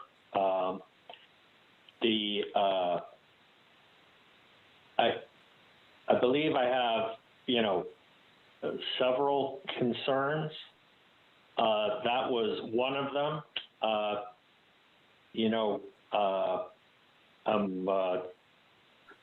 While the hearing's still open, we're still taking in information from everybody, so it's like, we don't want to, prejudge it. I prefer it not to be there, but I don't, I think that the major impact is going to be to the developer, not to the town, whether it's there or not. I just, I just don't like to, I think it's, and we also have to be aware, I think the applicant stated that they need the existing building for a period of time to take care of some tenant commitments while construction's going. So we may need to, there may be a practical problem because they may not, it may lead to a practical problem when we're trying to CO a site, finalize a site plan and an element hasn't been completed. But that would just go to the timing of the demolition of that building, right? In other words, if the developer had to relocate tenants into that building for a while he was building the new building, then he could relocate after there was a CO on the new building, he could relocate those tenants back to to other space and demolish the building, demolish the. I believe that's, Kensky, was that correct, ma'am? Was that the scenario? Attorney Shansky, I think the question is directed to you. As a practical matter, that might indeed be how it worked. I mean, the last thing in completing the, satisfying all the requirements of the site plan would be to demolish that building. I would be curious to know if Commissioner Cornell wants to share any of his other concerns that we might be able to address. That's kind of like, so I didn't want to. You went.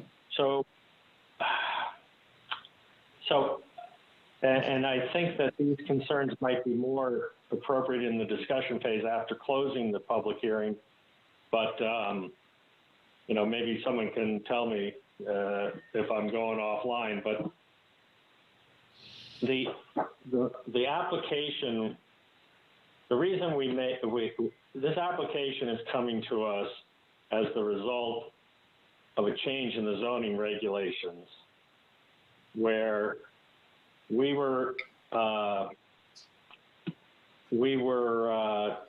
made a zone text amendment to allow residential in the zone to try and achieve an objective of the plan of conservation and development for a town center type development.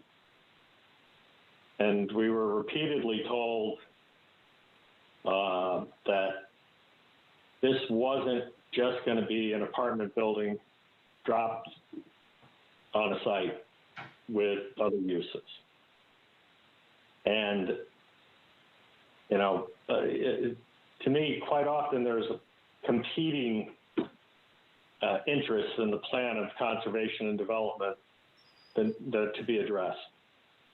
One of them is the affordable housing, elderly housing, and this choice of, for other types of residents here. And to me, the town center type concept that this is supposed to be is based in a feeling or a desire to create a place for town residents to travel to, or it's a live, work, and play type environment where it's a town amenity. People go there to meet other people, to walk around, to get to places, and there's like a synergistic effect that happens between all of the varied uses. And, that's achieved by being pedestrian friendly in the streetscape and shops that support each other. And, we really, when you look at this plan, all of the residential amenities are inward facing. They support it's a nice apartment building. And it's dropped down next to an office building and some commercial shops. And so when I weigh does this meet the town center criteria versus, if this is going to be residential, should it have an affordable and or elderly age restricted component to it? If we're going to have residential there, I think it, is falling short. So Ken, let me interrupt you if I could. I don't think the regulations require that. The regulations don't require it to be the town center development? They don't require affordable, elderly. No, they do not. They do not. But I'm saying that if nor do they. I don't think it's meeting the requirements of the one, then I'd rather see something come in that took care of the others. I think, that's a valid, not valid, it's a reasonable point to make on the question of whether it's a town center type development or not. But to complain that complain may be the wrong word, but to point out that it doesn't serve the needs of elderly people or, what else did you mention? Elderly and affordable. Again, the regulations, I don't think require that. That is true, and we're only looking at what's in front of us. Okay. So, in looking, Attorney Shansky asked, "What is my other concern, or do I have other concerns?" I don't know that it hits the notes or the intent of the town center type development. Okay, that's fine, but I'm trying to be responsive to the lady's question. But the issue we were discussing though is whether you favor the elimination of that building, and you can favor it or not favor it without committing to be in favor of the application. Yeah, that didn't seem fair somehow. So, I would be more comfortable without the building than with it. Right, but that doesn't mean you necessarily would vote in favor of the application. Correct. Okay, I understand. Tom, we're sort of polling the audience to see if the applicant has made the offer to eliminate the new Vita building. If we would view that, if the commission would view that favorably. How do you feel about that offer? I personally was never in favor of that retail building. I expressed that a few meetings back. So I personally would be in favor of the application if the retail building were eliminated. All right. I'm sort of, I think so. So Marjorie, you have 4 of the 5 commissioners' opinion on that. Very well. Question. And I'm 50-50 on it, to be honest with you. I I really am. I don't see it as that big a deal, but I think, that one, the architect's rendering of that one view shot from the western side, or the eastern side of the parcel, showing the bank and the new 3,600 square foot building and the new building to the right. I thought that was pretty cool. That look, I liked that look. But like I said, I'm 50-50 on the question. Mr. Chairman, I appreciate your polling the commission, and I appreciate Commissioner Cornell sharing his thoughts. I will say that that the town center cannot be one site, that this is the first in hopefully something that is generated by its presence that engenders additional movement toward something that gets to the scale and utility that the commissioner speaks of. But I will say with some emphasis that the plan of conservation and development, in addition to talking about the town center type development, speaks of diversifying Orange's housing portfolio. And yes, this is not elderly designated housing and it's not affordable housing, but it is a housing type that is not prevalent in the town of Orange. And it does offer, and will by its own marketing and its own attraction, yield opportunities for people who would fall into the elderly category, who are attempting to downsize out of their over 90-something% of single-family homes in the town of Orange, with very little option to both downsize into something else that is in a market that is approachable and enables you to stay in the town of Orange, or for the young professional who wants to experience Orange or has employment someplace near.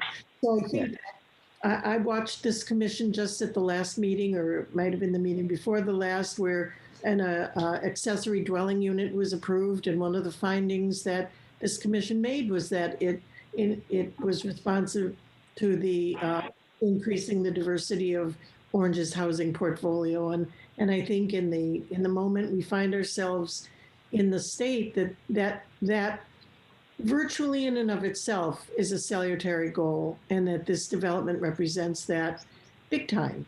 So, no, I agree with that. I agree with that. I'm glad you mentioned young people too, because we're, too often, we often tend to focus on, people who have, elderly people who have lived in Orange all their lives and, don't want to be saddled with the single family home any longer, and would like to stay in Orange and want something more affordable and less difficult to take care of. But a younger person who takes a job at the Yale West campus might very well find a 1 or 2 bedroom apartment very appealing, 2 or 3 minutes away from work.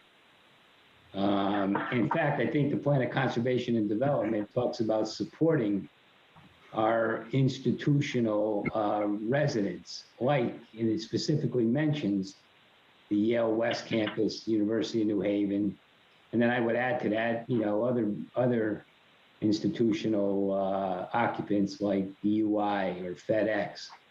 It's I would think an apartment building like this would be very attractive to a younger person, somebody just out of college maybe, who's taking employment in the town. A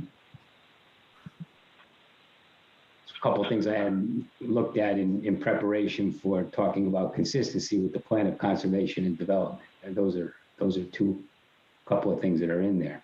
Mm-hmm. Well, at this point, it sounds then like the applicant needs to do some revising.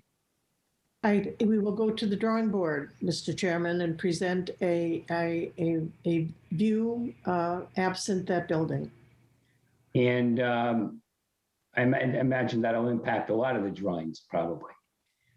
It's an open question Right. because buildings are where the buildings are, but it may, well, we'll have to show you what we come up with. Right. You probably, do they change calculations on the parking and other? Oh, now we have lots of Yeah, parking. plenty of parking. That shouldn't be an issue. Before we end for tonight, I got one other question. What do you think, and maybe Jack wants to chime in on this as well, but what's the effect of the Traffic Commission's decision on our? It's not binding, it's just advisory. It's not binding. I wanted to confirm that that's the case. I mean, is there any questions? And I guess now that we're going to undo that building, would the Traffic Commission want to take a fresh look at it? Ozzy, I really apologize, but I have to jump off of the meeting. Yeah. I appreciate that you'll keep the public hearing open, and Attorney Shansky will get us some new drawings. Yeah. Okay. Thank you. Thank you. Judy was correct. It's an advisory role from the Traffic Commission. They ultimately defer the actual ruling to us. So when these plans are redrawn now to eliminate that building, I assume the plan will get circulated amongst the other municipal department heads as well as the Traffic Commission. That would be something that would depend on the effect of this change. I think fire, police. Does it have an effect? It would have an effect on, or could it conceivably have an effect on site drainage, for example?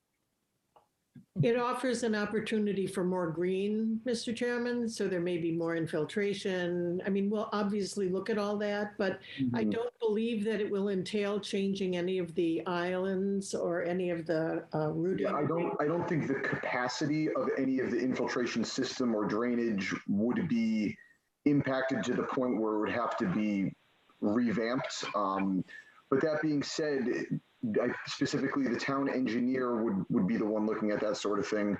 But I think fire and police would be the main affected. But again, for police, this would make it more accessible. I'm sorry, for fire, it would make more accessibility for their emergency apparatuses. I think the Traffic Commission, would be arguable. I guess I'm just trying to understand what the procedure is. If the new plans are submitted, are they circulated to the municipal department? I mean, do we have everybody sign off as it stands right now?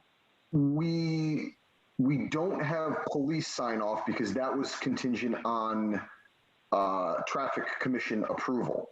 But the rest of the departments, we do have sign offs, and we do adjustments to plans without recirculating all of these.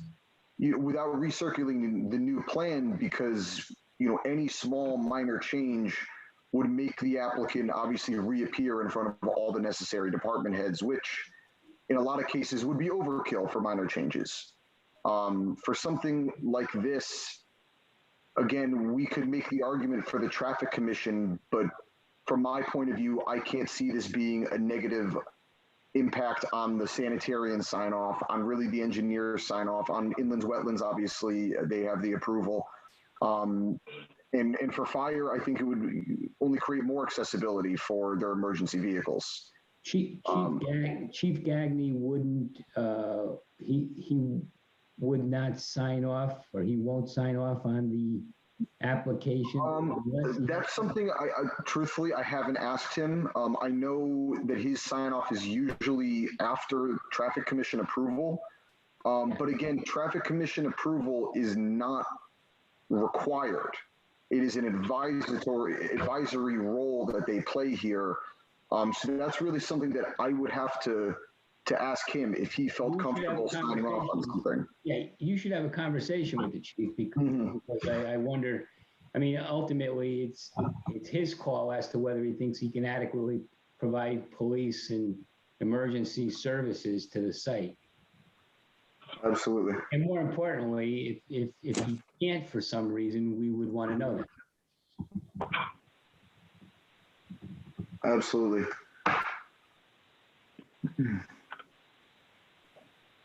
All right, is there anything else for tonight then, or? Attorney Shansky, we need your consent to a further extension, do we not? I don't believe so. I think the prior extension gives us another 65 days, I believe. Another 65 days to close the public hearing? Correct. Or Attorney Shansky, if you know better than me. Well, I would simply note that we granted an extension to this evening, and we're happy to extend again. And I'll supply something for you. Thank you. I don't believe it's necessary, but obviously better safe than sorry. Let's do that, but we'll operate under the assumption that we have that extension to at least the next meeting in June 15th. I believe. Very well. Is there anything else on this application tonight? Could I bother Michael with a quick question? He's from the engineer, right? Yes. Sorry, Michael, are you still there, boss? Yes, I am. Question. Are there any, are the dumpster areas in some sort of corral?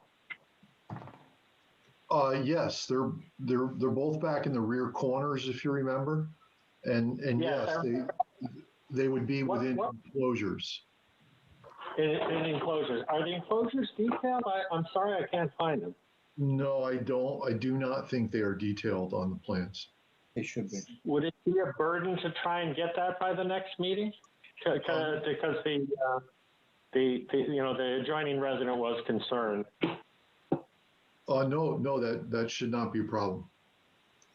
I think we'd probably ask the architect or the landscape architect to draw something, but I don't think that would be a problem, not at all. Thank you. All right, then we'll keep the public hearing open until next meeting on the 15th. That concludes our business for this evening. Thank you, Mr. You're welcome. If someone's prepared to make a motion to close the meeting. I'll move that we adjourn. Adjourn. That's the word I'm looking for. We have a second to that motion. Second. All right, we have a motion to adjourn the meeting. It's been seconded. All those in favor signify by saying aye. Aye. Aye. You're missing Judy at this point, Tammy, but